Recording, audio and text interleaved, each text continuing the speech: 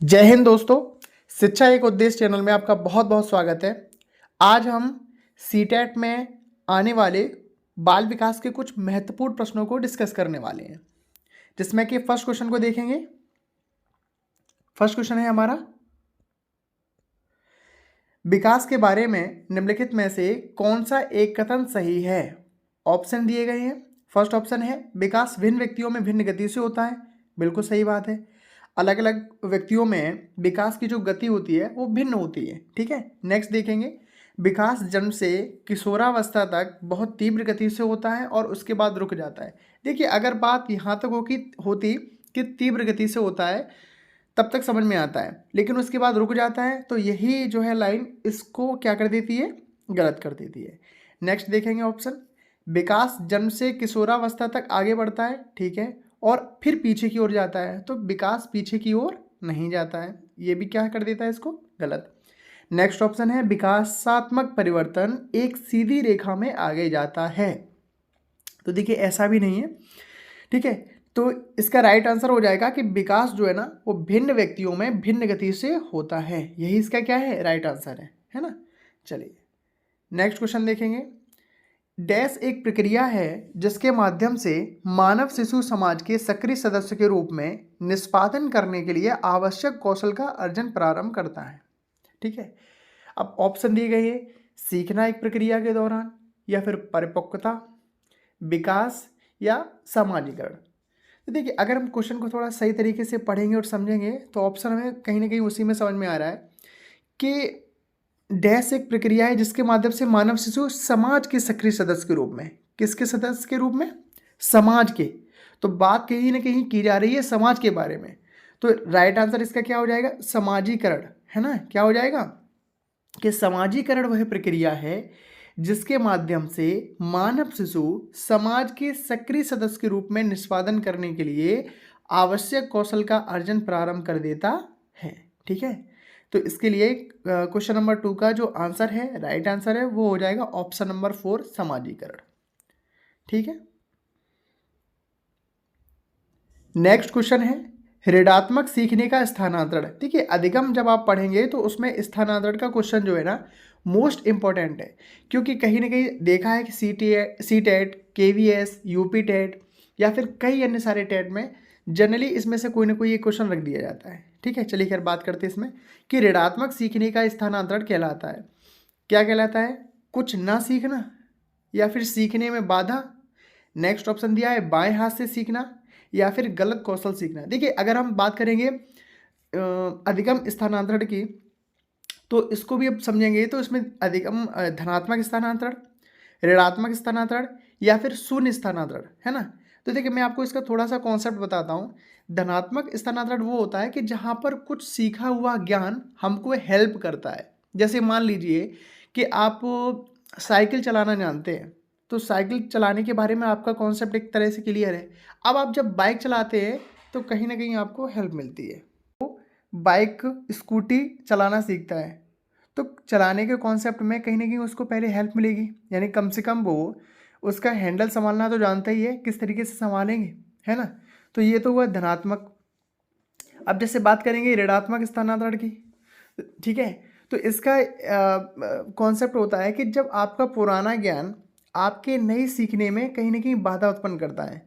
मान लीजिए कोई भारत में चलाना जानता है, किसी कार को ड्राइव करना जानता है अच्छे से, ठीक है, और अगर वो कहीं भी विदेश में जाता है, अमेरिका वगैरह कहीं जाता है और वहाँ ड्राइव करने की सोचता है, ठीक है, तो चूंकि ड्राइवर का जो पोजीशन है वो भारत में और अमेरिका में अपोजिट है, तो कहीं ना कहीं उसे ये क्या करेगा, प्रॉब्लम करेगा। ठीक है कि नहीं है, क्योंकि अपने आप हाँ यहाँ पर तो बाएं हाथ पे चला जाता है और वहाँ पर दाएं। ठीक है, तो ये क्या हुआ, नकारात्मक स्थानांतरण, है ना। तो अच्छा, अगर इसके बाद अगर बात करेंगे जैसे एक तीसरा जो दिया है शून्य स्थानांतरण, तो देखिए जहाँ पर पुराना ज्ञान आपके नए ज्ञान को सीखने में ना तो सहायता करे और ना ही आपको प्रॉब्लम करे, है ना। मान लीजिए आप कि जैसे कोई आपको अगर टीचर हैं आप किसी दूसरे फील्ड में अगर जाते हैं आप, तो ठीक है, वो कोई प्रॉब्लम तो करेगा ही नहीं ज्ञान कि नहीं आपको प्रॉब्लम देता है, ठीक है, कुछ भी। तो यानी कि पुराना ज्ञान आपको कोई प्रॉब्लम ना करे, ठीक है कि नहीं है, ना तो कोई पॉजिटिव वे में उसका इफेक्ट रहे ना ही नेगेटिव वे में। तो इस तरह का जो अधिगम है, सीखना है, वो आपका स्थानांतरण कहलाता है शून्य स्थानांतरण। ठीक है, तो यहाँ पर जो बात की गई है ऋणात्मक सीखने का स्थानांतरण क्या कहलाएगा, तो इसका आंसर हो जाएगा हमारा सीखने में बाधा। क्या हो जाएगा, सीखने में बाधा, ऑप्शन नंबर 2। चलिए नेक्स्ट क्वेश्चन देखते हैं। एक शिक्षक या शिक्षिका अपनी प्राथमिक कक्षा में प्रभावी अधिगम को बढ़ा सकती है, किसके द्वारा, ड्रिल और अभ्यास के द्वारा, या फिर नेक्स्ट ऑप्शन दिया है अपने विद्यार्थियों को प्रतियोगिता में प्रोत्साहन देकर। ठीक है भाई, नेक्स्ट देखते हैं। नेक्स्ट है विषय वस्तु को विद्यार्थियों के जीवन से संबंधित करके, या फिर लास्ट ऑप्शन है हमारा अधिगम में छोटी छोटी उपलब्धियों के लिए पुरस्कार देकर। तो देखिए बात करेंगे अगर प्राथमिक कक्षा में अधिगम को बढ़ाने के लिए, तो देखिए ऑप्शन इसमें कई सारे ठीक हो सकते हैं, लेकिन हमें कहीं ना कहीं इन ऑप्शनों में सबसे अच्छे ऑप्शन को क्या करना पड़ेगा, चुनना पड़ेगा। तो देखिए सबसे अच्छी बात तो कहीं ना कहीं हम कह सकते हैं कि विषय वस्तु को विद्यार्थियों के जीवन से जब संबंधित करेंगे तो उसके बाद जो उनके दिमाग में कॉन्सेप्ट बनेगा, जो सोच को स्थापित कर पाएंगे सीखने के लिए, अधिगम के लिए, वो सबसे ज़्यादा प्रभावी होगा। ठीक है, इसलिए हम कह सकते हैं कि किसी शिक्षक या शिक्षिका अपनी जब प्राथमिक कक्षा में अधिगम, प्रभावी अधिगम को बढ़ाने के लिए जो काम करेंगे वो क्या करेंगे कि विषय वस्तु को विद्यार्थियों के जीवन से संबंधित करना। ठीक है, तो इसके लिए हमारा ऑप्शन 3 क्या हो जाएगा, राइट आंसर। ठीक है, नेक्स्ट क्वेश्चन है, एक शिक्षार्थी के द्वारा डैश करना उसे सार्थक अधिगम की ओर ले जाएगा, है ना। अब बताइए जरा कि सही अर्थ में अधिगम की ओर क्या लेके जाएगा। ऑप्शन देखते हैं, वयस्कों और अधिक सक्षम साथियों का अनुकरण, यानी जो हमसे बड़े हैं और जो हमारे संग साथी हैं, यानी उनका हम अनुकरण करें, जो वो कर रहे हैं उसको देख के हम भी उसको फॉलो करना स्टार्ट कर दें, ऐसा। या फिर नेक्स्ट दिया है उद्दीपन तथा उत्तर के बीच उगमान तथा साहचर्य, है ना। या फिर नेक्स्ट दिया है दी गई सूचनाओं का निष्क्रिय ग्रहण, यानी हमें कोई फर्क नहीं पड़ता, सूचना दी गई है हम उसको बिल्कुल भी क्या करते हैं, एक्सेप्ट नहीं करते हैं। या फिर लास्ट ऑप्शन है कि निजी अनुभव से ज्ञान की संरचनाओं का सक्रिय निर्माण। तो देखिए अभी इसके पहले क्वेश्चन में यही सारी चीज़ें डिस्कस हुई है, क्या है कि देखो अधिगम की ओर लेकर क्या जाएगा, तो इसके लिए सबसे हमारा अच्छा आंसर यही होगा, ऑप्शन नंबर इसमें भी 4, जो हमारे अपने अनुभव हैं, हमारा जो नॉलेज है, ज्ञान है, ठीक है, उसकी संरचनाओं का सक्रिय रूप से निर्माण करना। ठीक है कि नहीं है, यही क्या सार्थक अधिगम की ओर लेकर जाएगा, है ना। नेक्स्ट क्वेश्चन है, बच्चे दुनिया के बारे में अपनी समझ का सृजन करते हैं, इसका श्रेय किसको जाता है। तो देखिए ऑप्शन दिए गए हैं, स्किनर, प्याजे, पावलोव या कोहलबर्ग। तो ये बहुत ही फेमस क्वेश्चन कह सकते हैं इसको, कई बार कई सारे एग्जामों में ये रिपीट भी हुआ है। आंसर इसका हो जाएगा जीन पियाजे। ठीक है, दुनिया के बारे में अपनी समझ का सृजन करना, ये कथन किसका है, जीन पियाजे का। ठीक है, तो ये तो बहुत ही कह सकते हैं फेमस क्वेश्चन है, इसको तो आप गलत करना ही नहीं है ना। चलिए नेक्स्ट क्वेश्चन है, देखिए आप एक चीज़ और समझिए ज़रा, आप सीटेट का एग्ज़ाम देने वाले हैं, ठीक है, और सीटेट की एग्ज़ाम में हमेशा आपको भी अपनी समझ पर ही बल देना है कहीं ना कहीं। ठीक है, कॉन्सेप्ट को समझते हुए, क्वेश्चन की कंडीशन को समझते हुए आपको जो आंसर देना है तो वो भी समझते हुए ही देना है। ठीक है कि नहीं है। देखिए सीटेट या फिर कई सारे अन्य एग्ज़ाम जैसे हम देखेंगे तो उनमें कहीं ना कहीं डिफरेंस ये आ जाता है, सीटेट जो है ना वो कॉन्सेप्ट बेस्ड क्वेश्चन पे कहीं ना कहीं डिपेंड होता है, यानी क्या पूछा जा रहा है तो वो पूरा कॉन्सेप्ट जब तक आपका क्लियर नहीं होगा तब तक आप आंसर को सही तरीके से नहीं कर पाएंगे। ठीक है कि नहीं। चलिए खैर नेक्स्ट क्वेश्चन देखते हैं, सीखने का वह सिद्धांत जो पूर्ण रूप से केवल अवलोकनीय व्यवहार पर आधारित है, यानी कि केवल अवलोकनीय यानी कि जो हम अवलोकन कर रहे हैं, देख रहे हैं, उसको है ना रिपीट करना, और उस किस पे, व्यवहार पर आधारित है। किस पर आधारित है, व्यवहार पर। ठीक है, सीखने के डैश सिद्धांत से संबंधित है, बताइए जरा, संज्ञानवादी सिद्धांत से संबंधित है, विकासवादी सिद्धांत से संबंधित है, व्यवहारवादी सिद्धांत से संबंधित है, या फिर रचनावादी। तो देखिए पहले इसमें दिया है कि सीखने का वह सिद्धांत जो किस पे, अवलोकनीय व्यवहार, तो इसके लिए आंसर हो जाएगा हमारा व्यवहारवादी। ऑप्शन क्या है इसका? राइट आंसर क्या है? Option number 3 व्यवहारवादी। ठीक है, चलिए। और व्यवहारवाद के लिए जनक किसको माना जाता है? थॉर्नडाइक। कॉन्सेप्ट उन्हीं ने दिया है, उन्हीं ने बहुत सारे सिद्धांत दिए व्यवहार से रिलेटेड। ठीक है कि नहीं है? ध्यान रखिएगा आप। नेक्स्ट क्वेश्चन है, पुरुष और महिला की भूमिकाओं का निर्धारण समाज करता है। यह कथन बताता है कि लैंगिकता एक आनुवंशिक प्रतिभा है या फिर लैंगिकता एक अंतर्ज्ञानी अवतरण है। नेक्स्ट दिया है, लैंगिकता एक सामाजिक अवतरण है या फिर लैंगिकता एक अंतर्निहित अवतरण है। तो देखिए, बात करेंगे अगर पुरुष और महिलाओं का जो उनकी जो भूमिका है उसका निर्धारण अगर समाज ही कर रहा है तो कहीं ना कहीं हम कह सकते हैं कि एक सामाजिक अवतरण है। क्या है? लैंगिकता एक सामाजिक अवतरण है भाई, है ना। चलिए नेक्स्ट क्वेश्चन देखते हैं। निम्नलिखित में से कौन से कारक बच्चों के समाजीकरण में से एक महत्वपूर्ण भूमिका अदा करते हैं? ऑप्शन दिए गए हैं आपको। मीडिया करता है, विद्यालय करता है, परिवार करता है या फिर आस पड़ोस।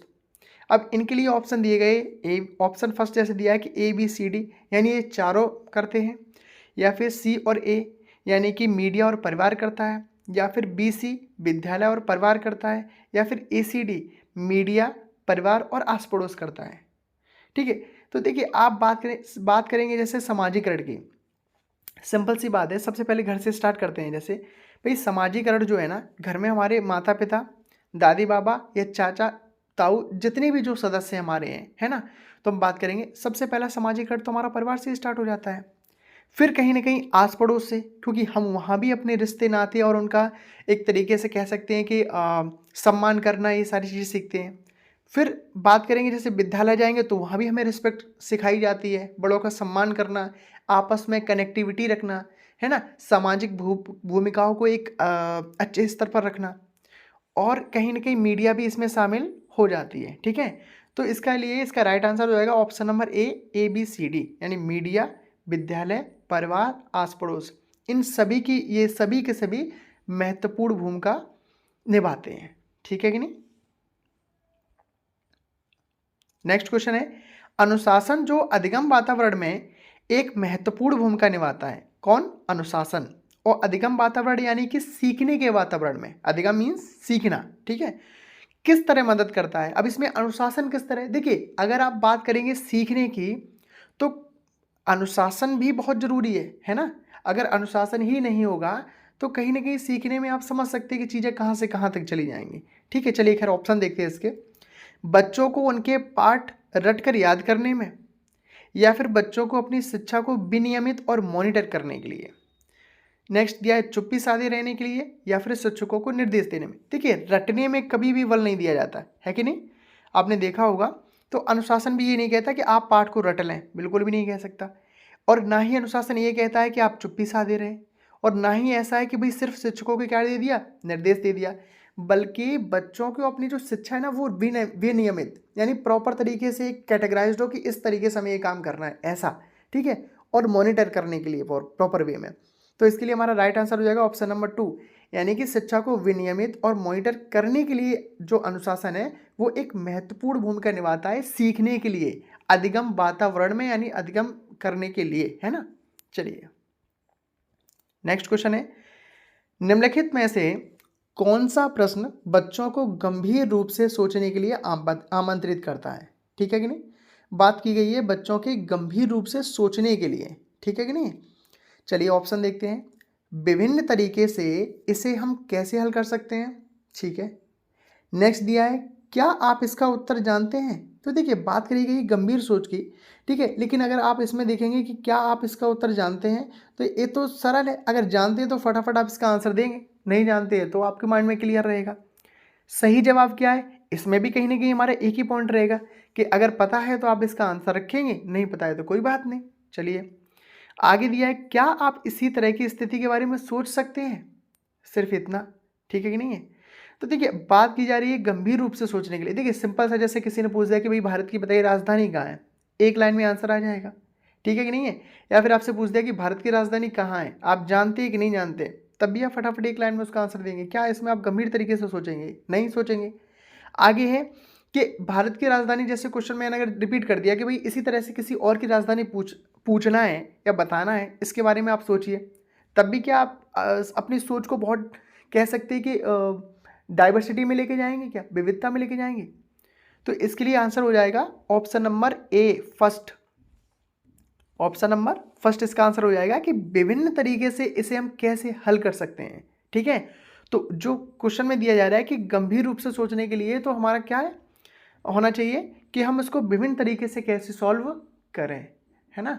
चलिए, क्योंकि इसमें ही आपकी जो डाइवर्सिटी, जो विविधता वाली जो सोच है ना, अलग अलग जोन में जो लेके जाए आपको, उस तरह की थिंकिंग का आप यूज कर पाएंगे। ठीक है,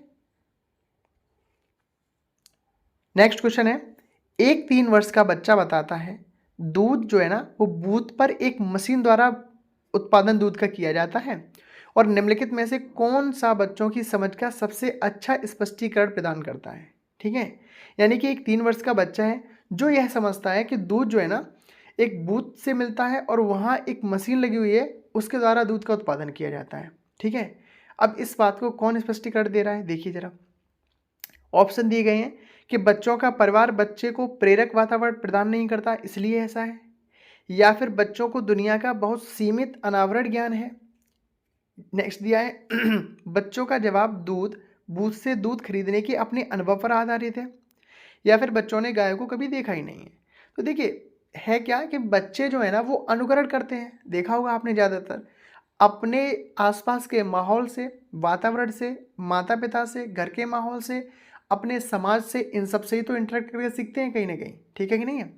तो हम इसके लिए कह सकते हैं कि जब उसने देखा कि हम पापा के साथ या किसी भी पर्सन के साथ जाते हैं और दूध जो है ना बूथ से लेकर चले जाते हैं, तो उसके दिमाग में कॉन्सेप्ट यही बना कि भाई दूध कहाँ से उत्पादन किया जाता है, इसका इस बूथ से किया जाता है, क्योंकि उसके पीछे कहाँ से आता है, क्या सिस्टम है, वो कॉन्सेप्ट उसने समझा ही नहीं, उसने देखा ही नहीं।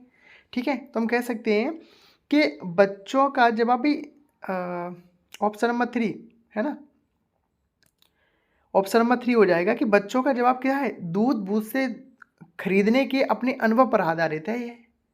ठीक है कि नहीं है, क्योंकि उसने बाकी सारी चीज़ों को देखा नहीं है, तो उसके जो कॉन्सेप्ट है उसका अपना जो है ना वो यही है कि बूथ से खरीदा जाता है, तो इसलिए उसे ऐसा लगता है कि यहीं पर उसका उत्पादन मशीन द्वारा किया जाता है। ठीक है, नेक्स्ट क्वेश्चन है, समावेशी कक्षा में किस प्रकार के छात्र शामिल होते हैं। देखिए, अब समावेशी इस कक्षा का मतलब भी होता है जिसमें हर तरह के बच्चों को शामिल किया जाए। ठीक है, अब बात करेंगे केवल विशिष्ट छात्र, भाई बिल्कुल गलत कर देता है, केवल क्यों लगा है। नेक्स्ट दिया है सामान्य और विशिष्ट, या फिर केवल सामान्य छात्र, या फिर नेक्स्ट क्वेश्चन दिया है बहुभाषी और प्रतिभाशाली छात्र। ठीक है, तो देखिए यहाँ पर ऑप्शन के अकॉर्डिंग हम देखेंगे सामान्य, अब भाई बहुभाषी या प्रतिभाशाली छात्र भी हम उसको कैटेगराइज थोड़ी करेंगे, है ना, ना ही केवल सामान्य छात्र और ना ही केवल विशिष्ट छात्र। ऑप्शन इसका हो जाएगा ऑप्शन नंबर 2, यानी सामान्य और विशिष्ट, क्योंकि सामान्य और विशिष्ट शब्दों में हर तरह के बच्चे जो है ना वो इंक्लूड हो जाते हैं। ठीक है, इसके लिए हमारा राइट आंसर हो जाएगा कि समावेशी कक्षा जो है ना वो सामान्य विशिष्ट दोनों तरीके के बच्चों के लिए होती है। ठीक है, चलिए नेक्स्ट क्वेश्चन देखेंगे। राम संगीत में अच्छा है परंतु गणित में अच्छा नहीं है, यानी कि परंतु गणित में अच्छा नहीं कर पाता, गणित के अध्यापक के रूप में आप राम को क्या कहेंगे। देखिए ये इस तरह की कंडीशन आपने, हम सब ने कहीं ना कहीं अपने क्लास के दौरान किसी न किसी बच्चे के साथ देखी है ना, और जनरली हम भी अपने आप को समझ पाते हैं कि भाई एक सब्जेक्ट में तो हमारा ठीक है लेकिन एक सब्जेक्ट कहीं ना कहीं क्या है, वीक है ना। कई सारे हम एस्पेक्ट समझ सकते हैं, सिर्फ सब्जेक्ट की बात नहीं करेंगे, जीवन में भी कई सारी चीज़ें ऐसी होती हैं हम देखते हैं कि भाई यहाँ तो ये ठीक है लेकिन यहाँ पर ये इतना ठीक नहीं है। ठीक है, चलिए यार क्वेश्चन को देखते हैं। तो राम क्या है, संगीत में अच्छा है लेकिन गणित में अच्छा नहीं कर पाता है। अब गणित के अध्यापक के रूप में आप राम को क्या कहेंगे वो आपको डिसाइड करना है। ऑप्शन दिए गए हैं, उसे कहेंगे कि संगीत का कोई भविष्य नहीं है। भाई किसी को भी अगर किसी में इंटरेस्ट है तो उसको हटाना भी ठीक नहीं है ना, कि आप ये कहते कि नहीं आप इसमें इंटरेस्ट है इसलिए दूसरा काम नहीं कर पा रहे हैं। चलिए खैर आगे देखते हैं कि उसे संगीत छोड़कर गणित की पढ़ाई करने को कहेंगे। तो देखिए छोड़ने के लिए भी नहीं कहा जा सकता क्योंकि ये भी नेगेटिव वे में लेके जाता है कहीं ना कहीं, है ना।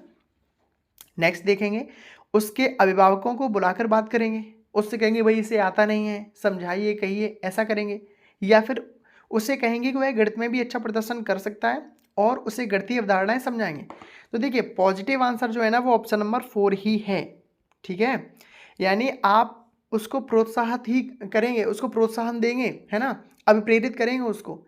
ठीक है कि नहीं, कि आप गणित में भी, भाई आप संगीत में अच्छे हैं ठीक है, लेकिन आप गणित में भी अच्छा कर सकते हैं। ठीक है कि नहीं है, सारे बच्चे ही हैं जो अच्छा करते हैं, आप भी हैं, आप भी कर सकते हैं काम। ठीक है कि नहीं, हर काम के लिए हर एक पर्सन की पॉसिबिलिटी होती है।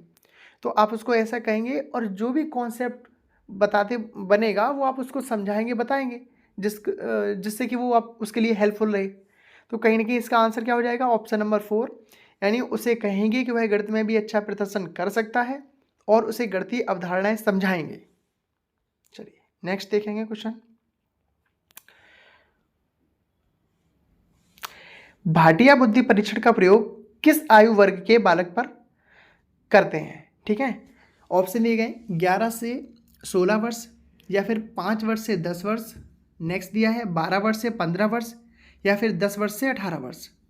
तो इसका राइट आंसर हो जाएगा भाटिया बुद्धि परीक्षण का प्रयोग जो है ना वो करते हैं हम 11 वर्ष से 16 वर्ष। ठीक है, इसके लिए राइट आंसर हो जाएगा ऑप्शन नंबर फर्स्ट। ठीक है, इसका राइट आंसर है।